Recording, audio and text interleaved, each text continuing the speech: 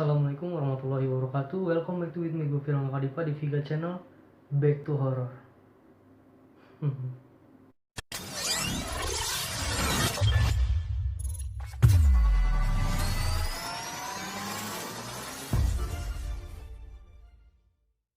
Oke bro, jadi sorry banget nih, gue baru bikin video lagi. Sekarang tepatnya malam Jumat ya, hari malam Jumat nih sekarang nih. Sorry banget kenapa gue jarang bikin video, karena gue lagi sibuk dengan urusan pribadi gue lah pokoknya. Nah jadi ada kesempatan kali ini gue bikin video lagi, dan temanya kali ini adalah beberapa rumah angker yang ada di Indonesia. Jadi gimana kelanjutannya?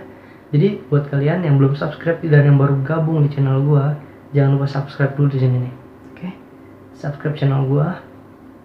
Nah jadi buat kalian juga mau dengerin lagu-lagu yang baru, lagu-lagu hits gitu. Ini bukan cover ya, tapi cuman ya apa ya, upload lagu aja lah, temen gue pokoknya. Ini sih dia hampir update tiap hari. Jadi buat kalian langsung subscribe aja nih di channelnya. Namanya Kirai Channel. Oke, kalian langsung subscribe aja. Oke, kalau kalian bete pagi-pagi terus pengen dengerin lagu, setelah lagunya di sini aja. Oke, di subscribe, jangan lupa di share. Oke, kita langsung masuk videonya, let's go. Nah jadi yang pertama ini mungkin buat warga Jakarta udah nggak asing lah ya sama nama tempat ini. Ini yang pertama ada Rumah Pondok Indah. Wah pasti nggak asing banget lah buat kalian. Jadi Rumah Pondok Indah ini berlokasi di daerah Jakarta yang disinyalisir pernah menjadi tempat pembantaian sebuah keluarga. Menurut gue sih sadis juga ya. Selain itu banyak warga sekitar yang pernah diganggu oleh penunggu rumah tersebut gitu. Nah meski begitu, kabar ini masih merupakan rumor yang simpang siur, jadi antara benar atau enggak gitu. Jadi kan yang mungkin negara 62 kalian tahu sendiri lah ya gimana. Nah kabarnya rumah ini pernah menjadi film pada tahun 2006. Nah kabarnya juga rumah yang pernah difilmkan ini pada tahun 2006 ini sudah tidak ada lagi karena diratakan dengan tanah. Wah sayang banget ya, padahal buat konten-konten horor, teman-teman YouTubers yang konten horor gitu, mungkin ya pasti ada yang penasaran lah sama tempat itu, gimana cerita-ceritanya. Jadi ya sayang aja lah, jadi buat konten-konten horor nggak bisa ke situ deh. Nah jadi rumah yang kedua itu, rumah yang pertama cuman sedikit aja ya artikelnya, jadi gue nggak mau bahas panjang-panjang gitu, nanti buat kedepannya gue bahas lagi pasti. Nah buat rumah yang kedua ini ada Rumah Ambulans Bahu Reksa. Nah rumah angker yang terletak di Jalan Bahu Reksa nomor 15 Bandung ini terkenal dengan ambulan yang selalu mejeng di depan rumahnya. Oh mejeng itu berarti selalu parkir ya depan rumahnya. Nah selalu parkir depan rumahnya. Meski begitu, tampaknya orang-orang Bandung tidak bisa lagi menyaksikan hal tersebut karena kabarnya ambulan tersebut sudah dipindahkan ke daerah Bogor. Daerah gua dong. Daerah gua dong, aduh. Nah rumah ini sendiri pernah diangkat ke layar lebar dengan judul Hantu Ambulans. Ya pernah dengar sih gua. Pada tahun 2008 yang dibintangin oleh legenda perfilman horor Susana. Nah itu dia rumah yang kedua. Rumah yang kedua itu tadi namanya Rumah Ambulans Bahu Reksa. Jadi buat kalian yang penasaran filmnya, kalian bisa tonton aja. Rumah yang ketiga, Rumah Tua Pangalengan. Nah Rumah Tua Pangalengan ini tapi nggak ada gambar ya sayang banget. Nah jika kamu pernah menonton film Pengabdi Setan, wow, oh ya tahu yang maka oleh Joko Anwar pada tahun 2018, kamu pasti sudah tidak asing dengan rumah yang satu ini. Mungkin buat pecinta horor, buat yang suka genre horor lah tentunya, pasti kalian tahu lah judul-judul film seperti ini. Nah terus ada juga namanya GPC, nah Ghost Photographer Community. Ini kayaknya tentang fotografer hantu-hantu atau makhluk gaib ya. Nah pernah menyambangi kediaman ini dan mereka menemukan fakta bahwa banyak sekali penampakan, bau dan suara yang tak jelas asal usulnya di mana itu tempatnya, terus baunya itu dari mana. Nah jadi fotografer GPC ini dia pernah nangkep suatu foto, dan dia pernah nyium wangi-wangi yang tidak sedap, terus suara-suara yang aneh gitu. Nah selain itu, saat syuting film Pengabdi Setan, para kru sering melihat pintu tertutup tiba-tiba meski tiada angin. Gue pernah ngerasain sih, itu terkejutnya main kampung asli. Nah terlebih lokasinya yang berada di tengah perkebunan benar-benar membuat suasana angker dan rasa mencekam. Wow, gokil sih menurut gua. Ini rumah gua aja yang depannya kebun biasa itu udah, gua pulang jam 2 malam, jam 1 malam itu gua, wah gila merindingnya asli. Itu gua yang kata itu pernah pulang jam 11 itu udah merinding banget asli. Kacau banget merindingnya. Tapi ya gua nggak mungkin lah takut di rumah gua sendiri gitu. Nah rumah yang keempat, rumah Letterman Semarang.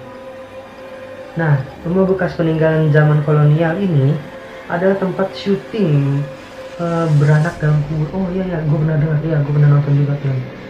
Nah, yang dibintangin oleh Susana.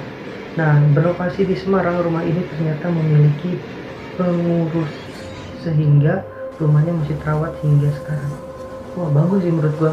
Jadi ini tempat ada mitosnya, tapi masih bisa dirawat dan bisa dijaga dengan baik, bisa dijaga dengan bagus. Jadi ya nggak perlu kayak rumah yang pertama tuh di rumah pondoknya dihancurin hingga rata sama tanah. Sekarang mungkin lebih baik diginiin aja, tapi sih kebanyakan di rumah pondok indah juga udah ada yang kosong, udah ada, itu sebenarnya sih ada penghuninya, cuman pasti jarang balik ke sini dan dia lebih tinggal di rumah asalnya gitu.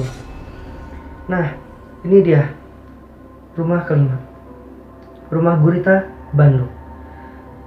Tidak sedikit yang mempercayai bahwa rumah Gurita di Bandung ini adalah tempat para pemuja aliran sesat atau gereja setan. Wow, kacau juga ya, aneh juga sih sebenarnya. Nah keangkeran inilah yang membuat rumah ini dijadikan film pada tahun 2014 silam yang dibintangi oleh Boy William dan Sandi Aulia. Menarik juga kayaknya filmnya. Tertarik untuk masuk ke dalamnya? Kalian ayo yang berani masuk ke dalam rumah Gurita Bandung bisa kontak-kontakin aja, mau gue nanti kita main ke Bandung. Tapi nunggu waktu gue masih sibuk ya. Nah itu tadi rumah yang kelima, rumah Gurita Bandung. Nah sekarang rumah yang keenam, rumah Kentang Bandung. Pasti kalian udah gak asing lagi ya dengar rumah kentang, dan rumah kentang. Pasti kalian gak asing lah pokoknya. Nah rumah kentang ini berada di daerah Bandung, dan ceritanya nih ya, ini gue dapat juga dari artikel. Seorang ibu meninggalkan kentang yang sedang direbus pada malam hari, dan anaknya yang masih kecil tak sengaja kecebur dalamnya. Wow, aduh gak mau bayangin lah itu. Aduh astagfirullahaladzim. Dan beredar juga kabar bahwa terdapat fenomena mistis di mana rumah ini sering mengeluarkan bau kentang pada malam hari. Sebenarnya sih di dekat rumah gue juga ada kan. Kalau rumah gue ini di Blok C. Nah buat kalian yang mau main ke rumah gue bisa aja, kita ngopi, kita main game bareng, gak apa-apa, kalian bisa datang ke rumah. Rumah gue ini di Pura Arista Bojonggede, Blok C6 nomor 25. Kalau lebih tepatnya lagi Musolah Al Azam. Nah nanti kita kontak-kontakan aja. Nah kan kalau rumah gue ini di Blok C. Nah juga ada itu di Blok A. Itu kalau nggak salah pas gue umur 7 tahun atau 8 tahunan lah pokoknya. Ceritanya gue lagi main di situ. Jadi di rumah itu tuh ada satu rumah di Blok A, dan konon katanya sih teman-teman gue itu nyium bau kentang, dan gue bodohnya gue percaya di situ. Dan itu rumah kentang. Padahal sih menurut gue biasa aja gitu. Mungkin ibu-ibu itu lagi goreng kentang atau lagi rebus kentang, kan ya wajar aja lah, positive thinking aja pokoknya. dan tapi ya gue masih kurang percaya sih sama yang ibu-ibu lagi masak itu, padahal itu pikiran gue sendiri loh. Nah yang terakhir ada rumah keluarga Tak Kasat Mata di daerah Jogja. Ini daerah istimewa ya, daerah teman gue si Rahman itu tuh yang punya Kira Channel. Nah dulu tuh dia tinggal di Jogja. Nah Genta adalah seorang pekerja di Yogyakarta yang menuliskan keangkeran rumah yang ditempatinya. Pengalaman-pengalaman seperti diganggu, makhluk gaib, suara tak jelas yang asal usulnya gitu, serta aroma misterius yang tak tahu dari mana asalnya adalah hal yang biasa dialami oleh gentayangan ini. Nah, rumah ini tersebut sebagai rumah paling angker di Jawa, mengingat banyak makhluk gaib yang memenuhinya. Keluarga Tak Kasat Mata adalah film yang terinspirasi dari rumah ini. Oh, jadi rumah ini tuh pernah dijadiin film, namanya judulnya itu Rumah Tak Kasat Keluarga Tak Kasat Mata. Wah, serem juga ya. Gue ngebayangin punya keluarga kayak gitu, maksudnya tetangga kayak gitu. Nah, inilah beberapa rumah angker yang namanya tuh. Jadi gue ngambil dari beberapa artikel, terus beberapa dari web gitu. Nah, itu tadi rumah-rumah yang angker ada di Indonesia itu tadi 7 ya, kalau nggak salah 7. Nah, berdasarkan dari itu sih menurut gua mungkin itu masih mitos dengan warga-warga sekitar.